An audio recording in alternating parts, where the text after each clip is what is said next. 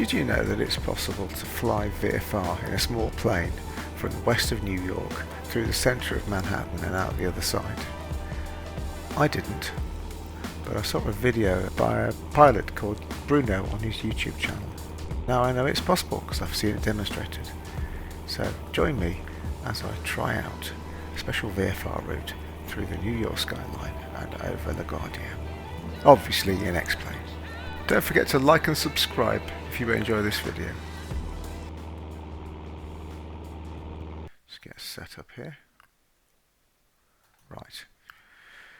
So, Bruno's route takes him from Somerset, west of New York, to Republic, which is east of New York, and goes straight basically through the middle of the centre of New York. He takes advantage of two special VFR routings. One goes across New York and then up the Hudson River, and the other is called the Throg Neck transition, and it's so named after the Throg Neck Bridge, which is one of the reporting points. And that is a helicopter route, but it's a VFR route, so light aircraft are allowed to use it as well. So if we just look at the first bit of the route, we've got Somerset here in the west. I'm using VFRmap.com, which I'll put the links to the different views in the description, but this is a brilliant resource if you're flying flight simulator in America. So you've got Somerset there, we've got Newark here on the west bank of the Hudson, and we've got the Class D starting here at 10 miles, I think, and the clearance is 1,500 feet, and it goes over, as far as I can tell, the active runway, the threshold of the active runway. So in the case of Bruno's flight and also my flight, this is over the 0-4 thresholds. So they've got two parallel runways here, and so the clearance is over the 4s. So the routing goes something like that. Okay, and then you go to the Statue of Liberty, which is pretty cool, and then you turn up the Hudson River and follow the Skyline route to Central Park. Okay, so that's the first piece of the jigsaw. There's some documentation here which I've reproduced, which is FAA documentation relating to the Skyline route. Okay, so we are doing just the first bit of the Skyline route, really. I think roughly up to Intrepid. Yeah, thereabouts. So we're doing kind of coming like that, I guess. Okay, I didn't notice Intrepid on my scenery, I would be honest, but I'll maybe have another look for that.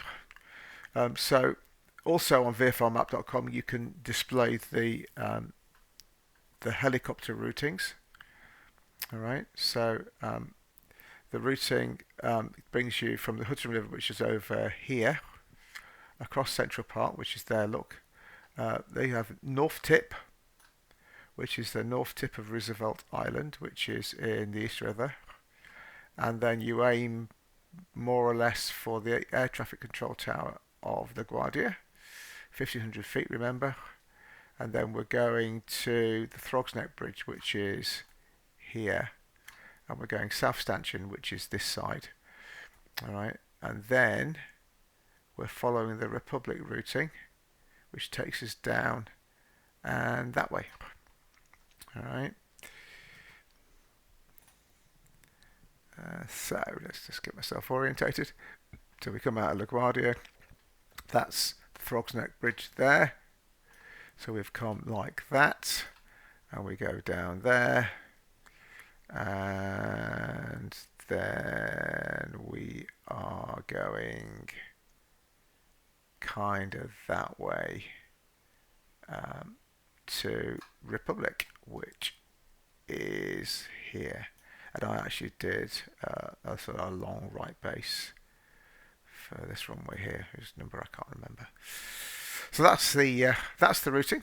It's all entirely legit, and it's it's something that can be flown in the real world. And I'll leave a link to Bruno's video, which is a fascinating watch, to be honest, to watch him interacting with the various different air traffic controllers and so on. So that's the routing.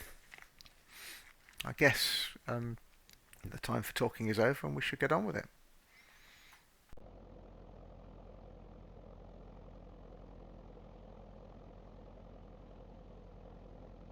Looking at the wind, I think we will use 08, which is a grass strip, and faces pretty much into wind today.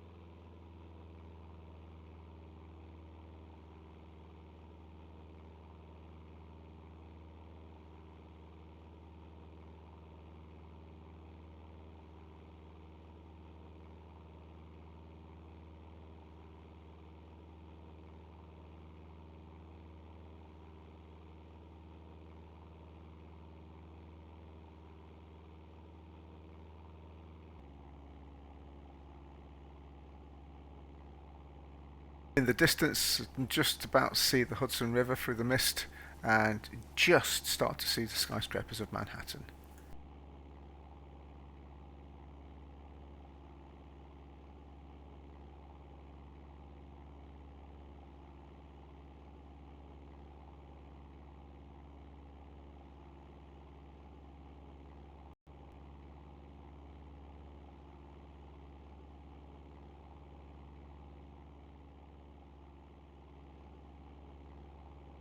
Thought I'd try the built-in air traffic control for ATIS on this flight, just to see how good it is, and it turns out that the ATIS for Newark is pretty inaccurate based on the current weather conditions. 4, arriving runways 22 left, 11, departing runway 22 right, advise on initial contact you have information, echo. The wind is about 180 degrees out, and the pressure setting's way too low as well. So I don't know how regularly the ATIS is updated, but we will ignore it for now. 70 degrees at 4 knots. Visibility more than 10 miles. Sky conditions scattered at 6,700. Broken at 8,000. View at 11,500. Temperature 11. Dew point -6. Altimeter 3034. Arriving runways 22 left. 11. Departing runway 22 right. Advise on initial contact you have information, echo.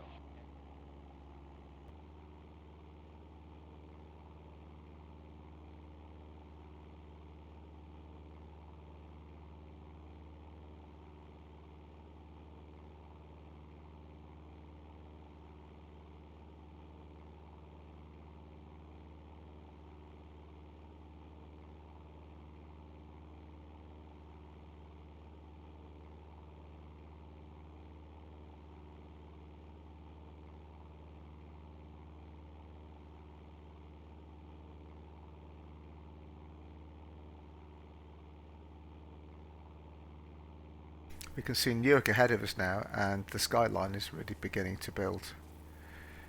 It really is quite cool, I think.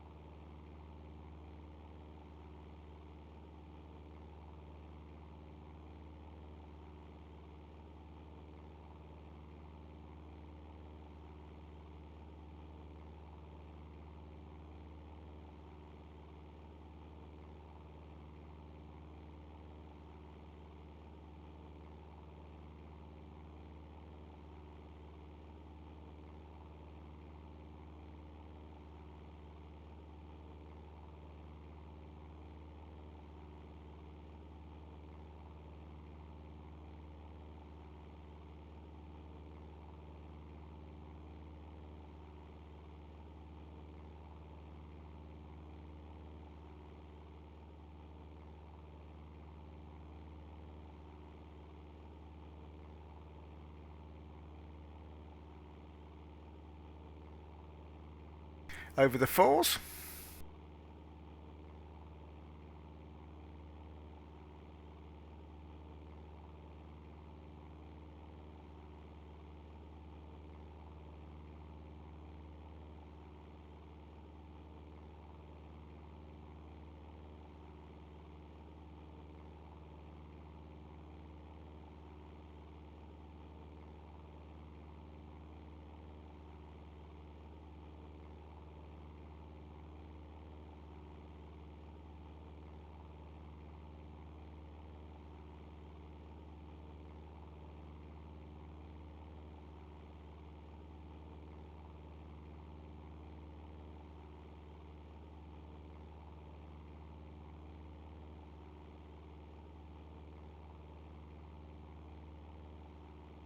Aiming for our first turning point, the Statue of Liberty.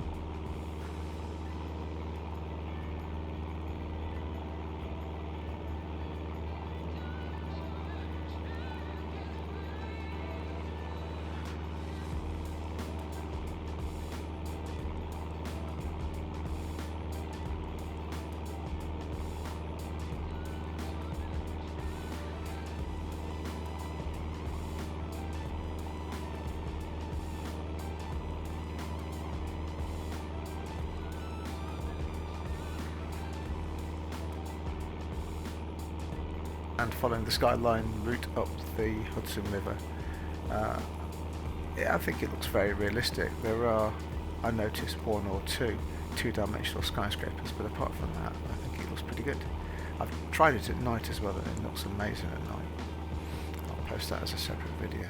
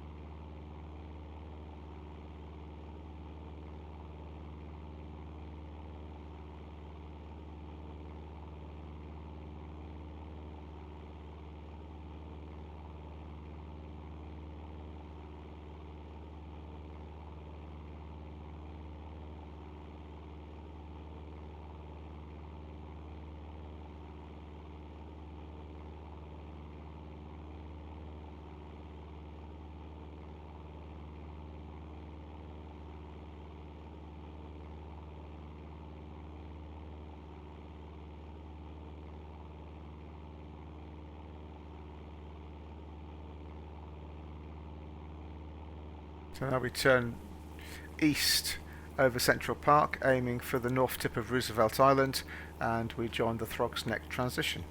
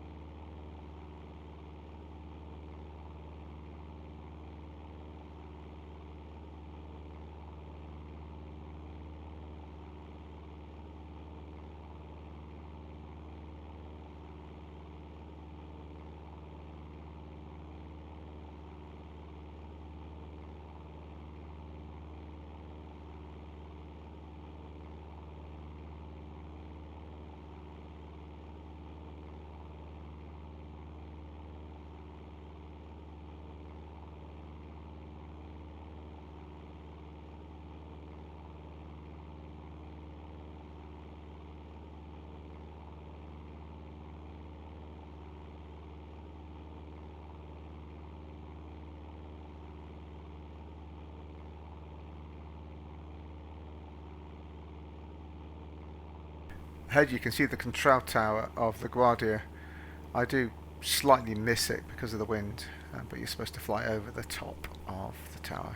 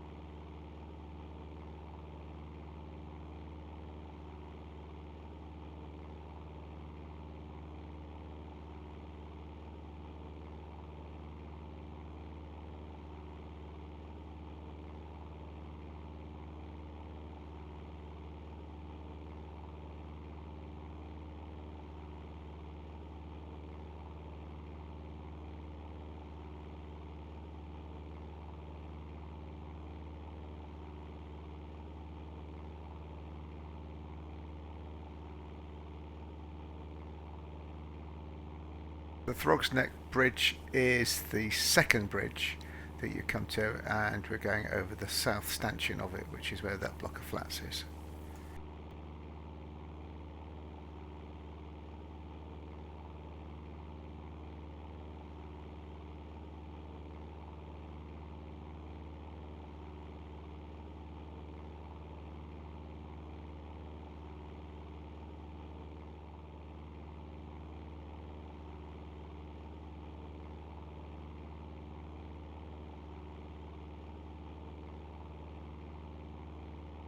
To south stanchion we turn right to follow the Throg's Neck transition to Republic.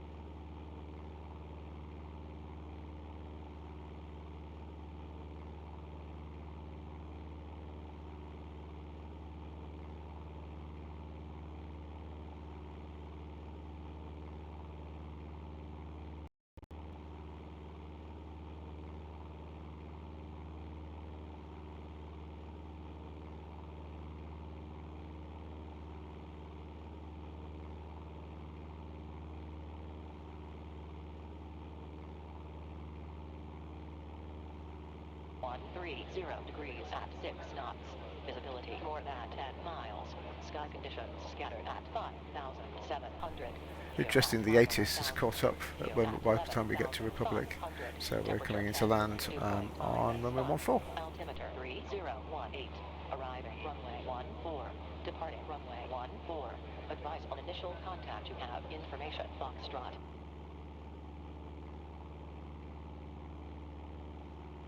Republic information. Foxtrot. 1830 Zulu. Wind 130 degrees at 6 knots. Visibility more than 10 miles. Sky conditions scattered at 5,700. View at 9,000. View at 11,500. Temperature 10. Dew point -5. Altimeter 3018. Arriving runway 14. Departing runway 14. Advise on initial contact. You have information. Foxtrot.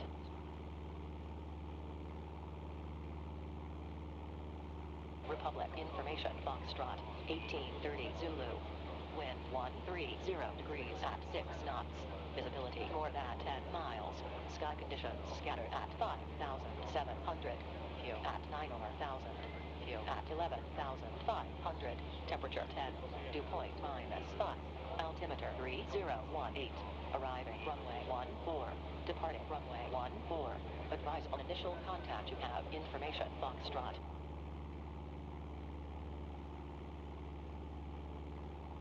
Republic information. Foxtrot. 1830 Zulu. Wind 130 degrees at 6 knots. Visibility more than 10 miles. Sky conditions scattered at 5,700. View at 9,000. View at 11,500. Temperature 10. Dew point -5. Altimeter 3018. Arriving runway 14. Departing runway 14. Advise on initial contact. You have information. Foxtrot.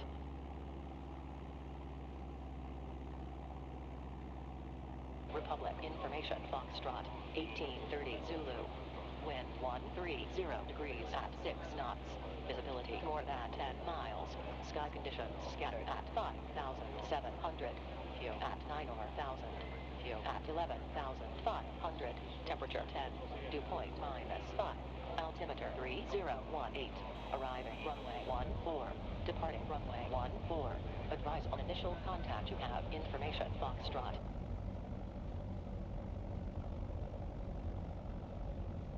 Republic information. Foxtrot. 1830 Zulu. Wind 130 degrees at 6 knots. Visibility more than 10 miles. Sky conditions scattered at 5,700. View at 9,000. View at 11,500. Temperature 10. Dew point -5. Altimeter 3018. Arriving. There we are, down and safe after a fascinating flight across New York, with the base scenery as well. You have information. Foxtrot. I don't normally do this, but I think on this occasion a quick chat about graphic settings in X-Plane wouldn't come amiss. So I fly VFR, as you know, so usually I have world object density and vegetation density wound up as high as I can get away with. I'm not so fussed about the rendering distance because the aircraft I fly are very slow, so generally speaking, rendering distance would be there or even possibly there, depending upon how cluttered the environment is, and those would be over there somewhere. Now, what I found with having the rendering distance even wound back a little bit was that as I flew over Newark, the Manhattan skyline would be built in front of my eyes as I flew along, and to be honest, I suppose it's all right. Once you get close enough, you can see it all, and if you're not fussed, then that's fine. But if you're making a video about it and you can watch the inhabitants of New York building the city in front of you, it's a bit rubbish, really. So what I did was I wound my world objects and vegetation density back, and I pushed my rendering distance up to the max, and that did the job. One of the things I plan to do, but haven't had the time yet, is to actually fly this route on VATSIM when we've got some US air traffic control on. And I've just picked out the frequencies here. So VATSIM currently using doing their CTAF trial, so you have to change frequency for air-to-air communication as you travel across the country. So these are the frequencies here. From the limited research I did, I noticed that you could potentially get New York Center, who would cover, I guess, Newark Liberty, Skyline, LaGuardia, possibly even Republic. There's also the possibility of New York Approach and also Boston Center floating around in that area. However, when I went on the other day just to have a poke about and see, this is what I found. Literally every single approach and tower and ATIS and a couple of grounds all available because I stumbled upon a big VATSIM flying across the Atlantic event. So it is possible, if you pick your times right, to have a really realistic and quite exhausting experience, I reckon. Well, that's it. Thank you for watching. If you enjoyed it, please don't forget to like and subscribe. Here's the flight plan. I've put everything you'd need to reproduce the flight in the description below. If you try it yourself, why don't you put a comment in the chat to let everyone know how you got on. Okay, thank you.